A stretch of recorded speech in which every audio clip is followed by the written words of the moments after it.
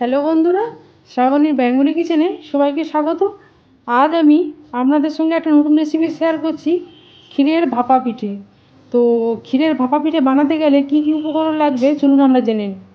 ক্ষীরের ভাপা পিঠে বানাতে গেলে লাগবে চালটাকে আমি রাত্রে ভিজিয়ে রেখেছিলাম 1 ঘন্টার মতো, তারপর জল ছেঁকে আমি মিক্সিতে গুঁড়ো করে নিয়েছি, একদম মিহি করে গুঁড়ো করেছি। আর নারকেলটাকে আমি গ্রেট করে বের করে মিক্সিতে আমি পেস্ট করে নিয়েছি। আর গুঁড়ো দুধ নিয়েছি, গুঁড়ো দুধ দিয়ে আমি ক্ষীরটা বানাবো। লবণ নিয়েছি,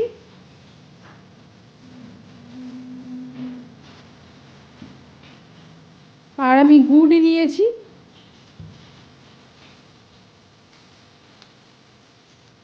আর আম আদা আর এলাচকে একসঙ্গে পেস্ট করে নিয়েছি। আপনারা এমনি আদাতেও বানাতে পারেন, যেহেতু আমার হাতের কাছে আম আদা ছিল তাই আম আদা দিয়ে বানাচ্ছি। একদম প্রথমে এর মধ্যে লবণটা দিয়ে দিলাম, লবণ 1 চামচের মতো, আর হাফ চামচ লবণ দিলাম। গরম জল দিয়ে আগে ডোটা বানিয়ে নেব। লবণটা দিয়ে দিলাম। এবার আমি মাখিয়ে নিচ্ছি। এইবার হালকা জল আমি গরম করে নিয়েছি, গরম জলে ডোটা বানাবো। অল্প অল্প করে জল দেব আর ডোটা আমি রেডি করব।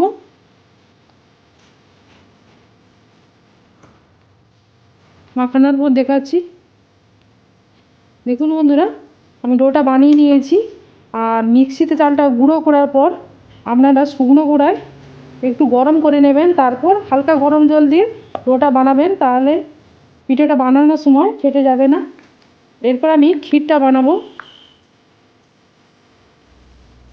এইবার কড়াই বসিয়ে দিয়েছি, কড়াইয়ের মধ্যে একটু অল্প জল দিয়ে দিলাম।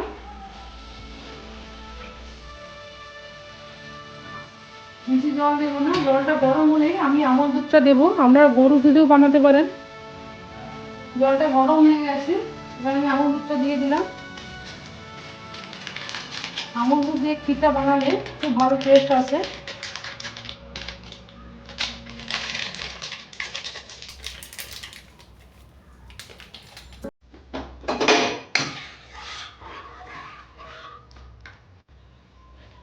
দুধটাকে ফুটিয়ে ফুটিয়ে আরও আমি গাঢ় করবো। এইবার আমি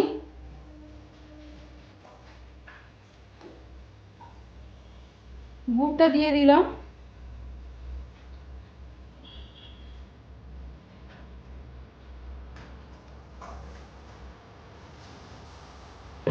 দিয়ে আরও ফোটাতে থাকবো। এরপর আমি চালের গুঁড়োটা দিয়ে দিলাম।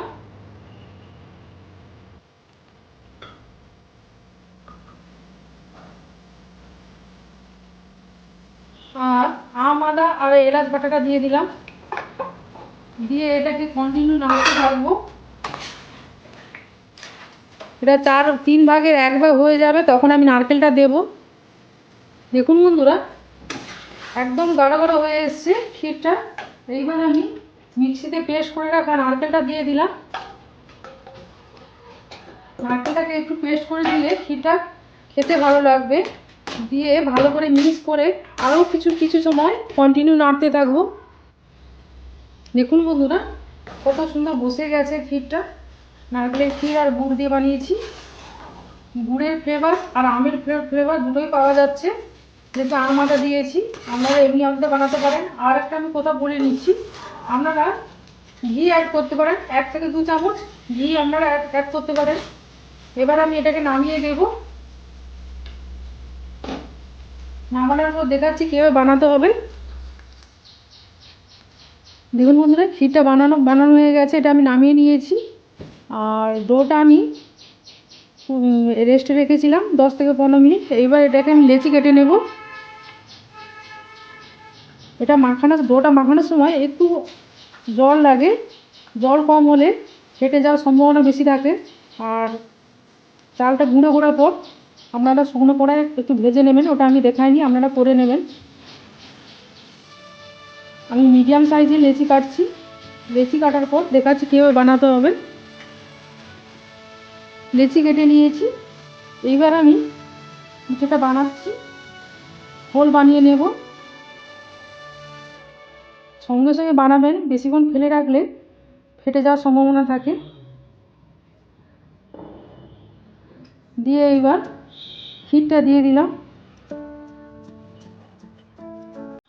দিয়ে মুখটা চেপে দিলাম।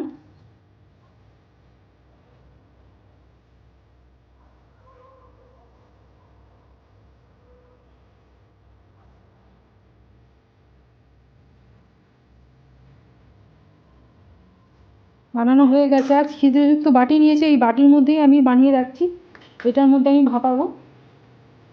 আর একটা বানিয়ে আমি দেখাচ্ছি। হোল বানিয়ে নিচ্ছি,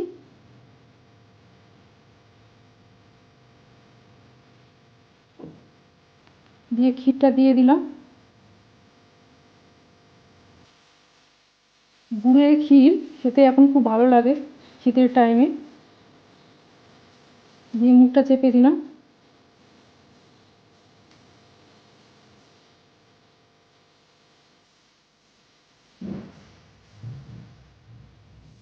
সবগুলো আমি একই প্রসেসে বানিয়ে নেব, বানানোর পর দেখাচ্ছি।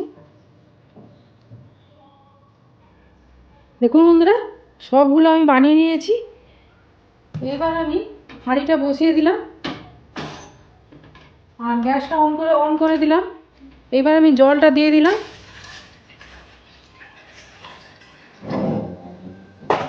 ঢাকনা দিয়ে দেব। জলটা ভালো মতো গরম হলে তারপরে আমি পিঠেটা বসাবো। তো বন্ধুরা, জল থেকে গরম ভাপ বেরোচ্ছে। এইবার পিঠের বাটিটা বসিয়ে দিলাম, দিয়ে ঢাকনা দিয়ে দিলাম। 15 থেকে 20 মিনিট বাদে আমি দেখবো সেদ্ধ হয়েছে কিনা। 15 মিনিট বাদে আমি ঢাকনা খুলেছি, খুন্তি দিয়ে দেখছি একদম জোরে দৌড়াচ্ছে না, পিঠেটা সেদ্ধ হয়ে গেছে। এবার আমি পিঠেটাকে নামিয়ে দেখাচ্ছি। দেখুন, পিঠের ভাপা পিঠে রেডি হয়ে গেছে। আপনারা এইভাবে বানাবেন, আপনাদের ভালো লাগবে। আর যদি ভিডিওটা ভালো লেগে থাকে তাহলে লাইক করুন, শেয়ার করুন, কমেন্ট করুন। নতুন নতুন ভিডিও পাওয়ার জন্য সাবস্ক্রাইব করুন। Thanks for all.